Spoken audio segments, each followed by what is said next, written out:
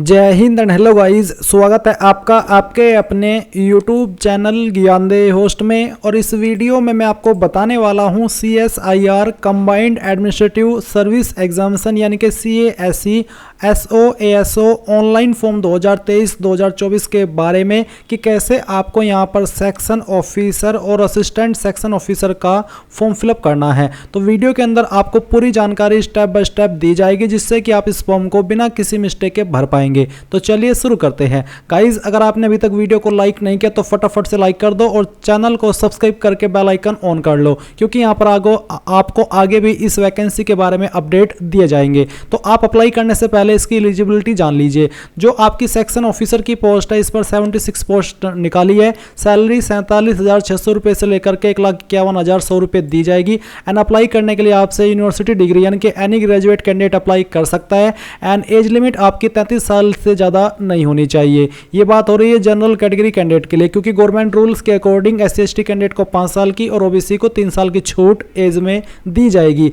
फिर यहाँ पर आपकी अगली पोस्ट है असिस्टेंट सेक्शन ऑफिसर यानी कि SO की। इस पर 368 पोस्ट निकाली है। सैलरी आपको 44,900 रुपये से लेकर के 1,42,400 रुपये दी जाएगी। एंड इस पर भी डिग्री वाले कैंडिडेट अप्लाई कर सकते हैं। एंड इस पर भी एज लिमिट आपकी 33 साल मैक्सिमम रखी गई है। अब आप यहाँ पर आपकी जो डिसिप्लिन वाइज वैकेंसी है वो देख सकते हैं कि कौन से डिसिप्लिन में किस कैटेगरी में कितनी वैकेंसी किस पोस्ट पर निकाली है। तो ये सभी जानकारी आपने यहाँ पर चेक की। इसमें अप्लाई करने के लिए जनरल OBC EWS को 500 रुपये फीस पे करनी है। SC/ST ऑल कैटेगरी फीमेल और डिपार्टमेंटल कैंडिडेट को कोई भी फीस पे करने की आवश्यकता नहीं है। तो अब यहाँ पर हम बात करेंगे अप्लाई ऑनलाइन के बारे में। तो गाइज, मैंने वीडियो के डिस्क्रिप्शन में आपको अप्लाई लिंक दिया है। ये लिंक आप जैसे ही ओपन करेंगे आपके सामने इस भर्ती की जानकारी आएगी। बेसिकली आपका अप्लाई लिंक आएगा। अब आपको यहाँ पर आना है और यहाँ पर आने के बाद में रजिस्टर नाउ पर क्लिक करना है। इसके ऊपर क्लिक करने के बाद आप यहाँ पर आपका नंबर एंटर करेंगे जो कि आप यहाँ पर रजिस्टर करना चाहते हैं। सेंड OTP पर क्लिक करेंगे। नंबर पर आपके OTP जाएगा, वो OTP आप यहाँ पर डालेंगे और वेरीफाई कर देंगे। सेम वे में ईमेल एड्रेस यहाँ पर डालेंगे। सेंड OTP पर क्लिक करेंगे, उसके ऊपर OTP जाएगा जो कि आपको यहाँ पर डाल करके वेरीफाई करना है। एंड इसके बाद आप यहाँ पर प्रोसीड पर क्लिक करेंगे। अब गाइज, आपके सामने यहाँ पर कुछ ऐसा इंटरफेस आएगा जैसा कि आप वीडियो में देख पा रहे हैं। अभी आपको यहाँ पर आपका नाम एंटर करना है। ये नाम आपको आपका 10th के सर्टिफिकेट के अकॉर्डिंग एंटर करना है। इसके बाद आपका ईमेल एड्रेस नंबर दिया गया है और अल्टरनेट मोबाइल नंबर है, यानी कि अगर आप दूसरा नंबर अपना देना चाहते हैं कोई एक्स्ट्रा तो वो आप यहाँ पर डाल सकते हैं, और चाहे तो आप इस ऑप्शन को खाली भी छोड़ सकते हैं। फिर आपको यहाँ पर आपका जेंडर सेलेक्ट करना है, मेल फीमेल या फिर ट्रांसजेंडर जो भी है वो आप यहाँ पर टिक कर दीजिएगा। फिर नेशनलिटी में आप इंडियन सेलेक्ट करेंगे। इसके बाद है प्रूफ ऑफ आइडेंटिटी, यानी कि आपको यहाँ पर कोई एक आईडी अपनी देनी है। कोई भी एक आईडी आप सिलेक्ट कर ले एंड उस आईडी को सिलेक्ट करके उस आईडी का नंबर आपको यहाँ पर एंटर करना है। फिर आपको आपका आधार नंबर एंटर करना है। एंड देन आती है कैटेगरी। तो जो भी आपकी कास्ट कैटेगरी है वो आपको सिलेक्ट कर लेनी है। अगर आप अनरिजर्व्ड यानी कि जनरल है तो पहले वाला ऑप्शन टिक करेंगे, OBC है तो OBC, SC/ST जो भी है वो आप यहाँ पर सिलेक्ट कर लीजिएगा। ये सिलेक्ट करने के बाद में यहाँ पर गाइज आपसे आपका मैरिटल स्टेटस पूछा है, तो सिंगल मैरिड जो भी है आपका स्टेटस वो आप टिक करेंगे। इसके बाद में पूछा है कि क्या आप विकलांग है और आपकी विकलांगता 40% है उससे ज़्यादा है, अगर हाँ तो यस, नहीं तो आप नो करेंगे। इसके बाद यहाँ पर गाइज आपको आंसर करना है कि are you an ex serviceman. अगर आप एक्स सर्विसमैन है तो आप यस करें, नहीं तो आपको नो करना है। फिर आता है आपका यहाँ पर are you an employee of central government या स्टेट गवर्नमेंट या फिर PSUs ऑटोनोमस बॉडीज। अगर आप है तो आप यहाँ पर यस करेंगे, नहीं तो आपको नो करना है। इसके बाद यहाँ पर गाइज आपको पूछा है कि are you a regular employee of CSIR के अगर आप रेगुलर एम्प्लॉय है तो आप यहाँ पर इसमें यस करेंगे, नहीं तो आपको नो करना है। इसके बाद यहाँ पर पूछा है आपसे are you related to any CSIR employee. अगर आप किसी CSIR एम्प्लॉय से रिलेटेड है तो आप यहाँ पर यस करेंगे, नहीं तो आपको नो करना है। इसके बाद यहाँ पर गाइज आपसे पूछा है applicant relation with CSIR employee, यानी कि अगर आप यहाँ पर इस वाले ऑप्शन में यस करते तो फिर आपको उस एम्प्लॉय की जानकारी देनी होगी।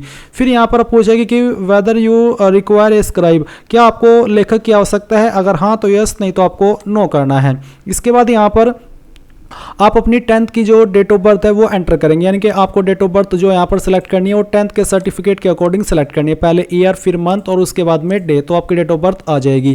और आपकी एज भी यहाँ पर कैलकुलेट कर ली जाएगी फॉर्म को लास्ट डेट की, जो फॉर्म भरने की लास्ट डेट है उस डेट तक। इसके बाद यहाँ पर आपको किस पोस्ट पर अप्लाई करना है, तो आप एक पोस्ट पर अगर अप्लाई करना चाहते हैं तो वो भी कर सकते हैं, अगर आपको दोनों पर अप्लाई करना है तो आप वो भी कर सकते हैं। इसके बाद यहाँ पर कार्डर प्रेफरेंस, तो आप कौन से कार्डर को पहले नंबर पर प्रेफरेंस देना चाहते हो आपको सेलेक्ट करना है, सेकंड प्रेफरेंस आपको किसको देनी है वो आपको सेलेक्ट करना है, और थर्ड प्रेफरेंस आपको किसको देनी है वो सेलेक्ट कर लेना है। ये आपने सेलेक्ट किया सेक्शन ऑफिसर का।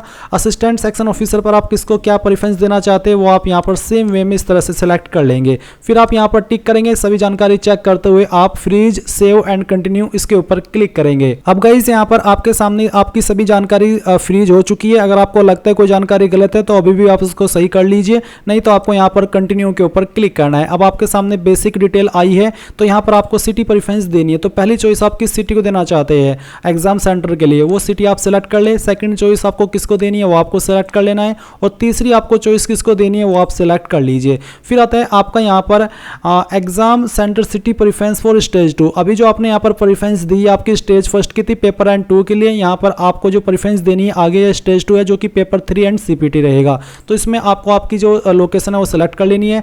पहली चॉइस आप सिलेक्ट करेंगे, सेकंड चॉइस आपको सिलेक्ट करनी है, तीसरी चॉइस भी आपको सिलेक्ट कर लेनी है। फिर पर्सनल डिटेल में आपको यहाँ पर आपके फादर का नेम एंटर करना है 10th के सर्टिफिकेट के अकॉर्डिंग ही, और फिर आपको आपकी माताजी का नाम भी एंटर करना है। अब आते हैं परमानेंट एड्रेस। तो जो आपका परमानेंट एड्रेस है वो आप यहाँ पर भरेंगे। पहले जो आपका पिन कोड है वो आपको यहाँ पर एंटर करना है। तो यहाँ पर पिन कोड लुकअप आपको इसके ऊपर क्लिक करना है। इसके ऊपर क्लिक करने के बाद पहले स्टेट सेलेक्ट करनी है, फिर आपकी सिटी सेलेक्ट करनी है, डिस्ट्रिक्ट यानी कि, और फिर जो आपका पिन कोड है वो भी आपको सेलेक्ट करना है और गो के ऊपर क्लिक करना है। एंड देन यहाँ पर जो नियरेस्ट रेलवे स्टेशन है आपका वो भी आपको यहाँ पर एंटर कर देना है। इसके बाद में एड्रेस लाइन फर्स्ट के अंदर आपका जो एड्रेस है वो आप यहाँ पर लिखेंगे और 2 के अंदर भी लिखेंगे, यानी कि पूरा एड्रेस आपको यहाँ पर लाइन फर्स्ट और 2 के अंदर एडजस्ट कर देना है। फिर आपको प्रेजेंट एड्रेस भरना है। ऊपर जो आपने भरा ये आपका परमानेंट एड्रेस था और नीचे है प्रेजेंट एड्रेस। अगर आपका परमानेंट और प्रेजेंट एड्रेस सेम है तो आप यहाँ पर टिक कर देंगे, फिर आपको दोबारा भरने की आवश्यकता नहीं पड़ेगी। एंड इसके बाद आप सेव एंड कंटिन्यू के ऊपर क्लिक करेंगे। अब आपके सामने यहाँ पर एजुकेशनल क्वालिफिकेशन का सेक्शन आ चुका है। तो सबसे पहले आप यहाँ पर 10th की इन्फॉर्मेशन भरेंगे। 10th आपने किस यूनिवर्सिटी, किस बोर्ड, किस इंस्टीट्यूट से किया है, बेसिकली इसके ऊपर आपका बोर्ड एप्लीकेबल होता है, तो आप यहाँ पर आपके 10th के बोर्ड का नाम लिख देंगे। और इसके बाद आपको बताना कि किस साल के अंदर आपने आपकी 10वीं पास की थी वो ईयर आपको लिखना है। परसेंटेज और मार्क्स आपकी 10th के अंदर कितनी परसेंटेज थी वो आप यहाँ पर लिखेंगे। फिर आते हैं अपलोड डॉक्यूमेंट, जिसका फॉर्मेट पीडीएफ का रखा है, यानी कि आपको 10th का सर्टिफिकेट पीडीएफ के फॉर्मेट में अपलोड करना है। तो जहाँ पर भी यह सर्टिफिकेट वो सिलेक्ट कीजिए और इसको ओपन करके यहाँ पर सिलेक्ट करके अपलोड के ऊपर क्लिक कीजिए, तो आपकी फाइल अपलोड हो जाएगी। आप यहाँ पर इस लिंक के ऊपर क्लिक करके इसको व्यू भी कर सकते हैं। इसके बाद यहाँ पर आपको 12वीं की इन्फॉर्मेशन भरनी है, तो आप 12वीं का बोर्ड यहाँ पर एंटर करेंगे। डिग्री कोर्स में आपको बताना है कि आपने कौन से साइड से की है, पीसीएम, पीसीबी, आर्ट्स, कॉमर्स, तो जिससे भी की है वो आप यहाँ पर एंटर कर दीजिए। एंड उसके बाद में आपको यहाँ पर आपका पासिंग ईयर डालना है, कितनी परसेंटेज आपको आई थी वो आप यहाँ पर डालेंगे, और आपका जो 12वीं का सर्टिफिकेट है वो भी आपको यहाँ पर सेम वे में अपलोड करना है। फिर यहाँ पर आती है यूनिवर्सिटी डिग्री, तो आपको यहाँ पर यूनिवर्सिटी बोर्ड इंस्टीट्यूट यानी कि कहाँ से आपने आपकी क्वालिफिकेशन किया है उसका नाम आपको एंटर करना है।